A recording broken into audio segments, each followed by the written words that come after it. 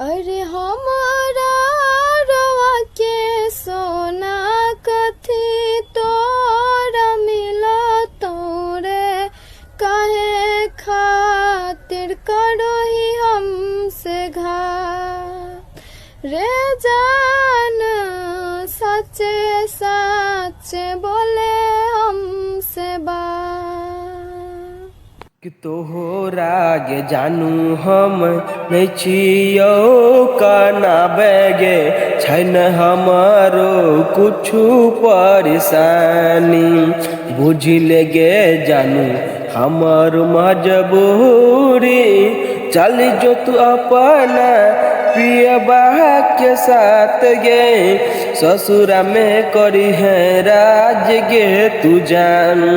हमारी हो भागा गे जान